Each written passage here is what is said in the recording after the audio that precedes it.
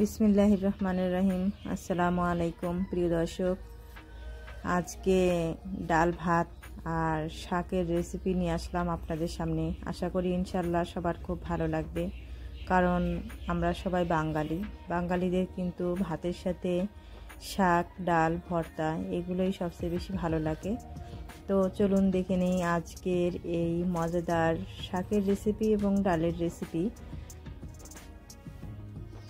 শাক তৈরি করার জন্য, শাক রান্না করার জন্য এখানে আমি শাক কুটে বেছে পরিষ্কার করে ধুয়ে নিয়েছি। তো প্রথমে কিন্তু আমি ডালটা সম্বার দিয়ে নিব। এই যে দেখতে পাচ্ছেন, ডাল সম্বার দেওয়ার জন্য, বাগার দেওয়ার জন্য এখানে পেঁয়াজ রসুন আমি ভেজে নিয়েছি, আর 2টা শুকনা মরিচ সাথে ভেজে নিয়েছি, আর দিয়েছিলাম এখানে 5 ফোড়ন। পাতলা ডাল রান্না করলাম, মুসুর ডাল। তো শর্টকাট করে আমি এই মুসুর ডালটা রান্না করা দেখালাম। তো যাই হোক, এখন স্বাদ মতো লবণ দিয়েছি। প্রথম অবস্থায় লবণ আমি এখানে দেইনি, কারণ ডাল কিন্তু অনেকটা শুকিয়ে যায়, ওই জন্য। এখন ভালো করে একটি বলক তুলে নিব, পর্যাপ্ত পরিমাণে জাল করে। তারপর এই মুসুর ডালের পাতলা ডাল আমি পরিবেশন করে নেব। আমি অনেক সময় অনেক রান্না গ্যাসের চুলায়ও করে থাকি, মাটির চুলায়ও করে থাকি। তো যাই হোক, মাটির চুলায় রান্না করলেও কিন্তু অনেক টেস্ট হয়। আপনারাও যারা যারা এভাবে খাননি, তারা একবার ট্রাই করে দেখবেন মাটির চুলায় এইভাবে পাতলা ডাল তৈরি করে। অনেকেই হয়তো বা এইভাবে খেয়েছেন, কেমন লাগে কমেন্টে জানাবেন। তো এখন আসলো শাক ভাজার পালা। এখানে শুধু কলমি শাক নিয়েছি। এখানে এই শাকটা হচ্ছে আমাদের বাড়ির কলমি শাক। এখন এই শাকটা পরিষ্কার করে ধুয়ে তারপর কড়াইয়ে দিয়ে দিলাম। কোনো রকম ঢাকনা দিয়ে ঢেকে দিব না, তাহলে কিন্তু একদম সিদ্ধ হয়ে যাবে। অনেকেই কিন্তু ঢাকনা দিয়ে ঢেকে দেয়, তাতে কিন্তু শাকের কালারটা নষ্ট হয়ে যায়। এখন অনবরত আমি নাড়াচাড়া করেছি যাতে নিচে লেগে না যায়, আর পানিটাও কিন্তু শুকিয়ে গিয়েছে, দেখতে পাচ্ছেন আপনারা। হালকা একটু পানি আছে, সেই পানিটা কিন্তু আমি তুলে ফেলে দিব। আর যদি আপনারা তা না পারেন, তাহলে কিন্তু শাকটা আপনারা উঠিয়ে নিতে পারেন আর কড়াইটাকে পরিষ্কার করে ধুয়ে নিতে পারেন। এখন শাকটাকে আমি তুলে নিলাম, আর কড়াইটাকে এখন পরিষ্কার করে ধুয়ে নিব।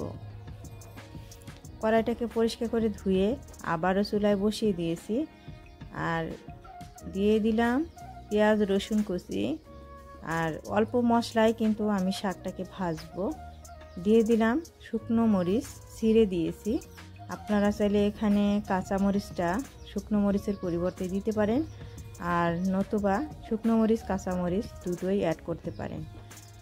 আমি মনে করি শাক ভাজার ক্ষেত্রে এই কয়টা উপকরণ দিয়ে শাক ভাজলেই সবচেয়ে বেশি খেতে ভালো লাগে।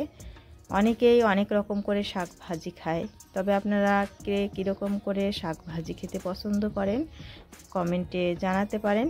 আমি সেইভাবে আপনাদের শাক ভাজার ট্রাই করব ইনশাআল্লাহ। এখন দিয়ে দিলাম, আমি কিন্তু ক্যামেরা অফে এই শাকের মধ্যে লবণ দিয়েছি। তবে আপনারা চেষ্টা করবেন শাকটা যখন হয়ে যাবে শাকটাকে নামিয়ে নেওয়ার 1 মিনিট পূর্বে লবণ দেওয়ার। তাতে কিন্তু সবচেয়ে বেশি ভালো হবে শাক খেতে, শাকের একটা ভালো টেস্ট পাবেন, আর লবণের পরিমাণটাও পারফেক্ট হবে। শাকের কালারটা দেখতে পাচ্ছেন কত সুন্দর হয়েছে, আর শাকটাও কিন্তু খেতে দারুণ হয়েছে। গরম গরম ভাতের সাথে ভাত, শাক, ডাল খেতে কিন্তু দারুণ।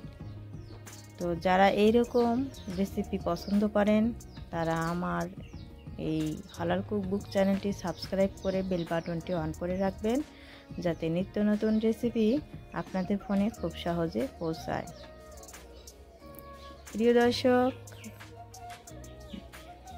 আমার আজকের রেসিপি শেষে আপনাদেরকে বলি, ভিডিওর কোনো অংশ যদি ভালো লাগে তাহলে একটি কমেন্ট করে জানাবেন যে আজকের রেসিপি কেমন হলো।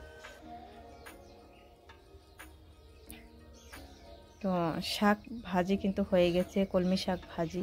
এখন শুধু ভাতের সাথে সার্ভ করে নিব। তো এভরিওয়ান, মাঝে মধ্যে তো ভিডিও দেওয়া হয় না, তো চেষ্টা করব ইনশাল্লাহ রেগুলার ভিডিও দেওয়ার জন্য। আল্লাহ হাফেজ।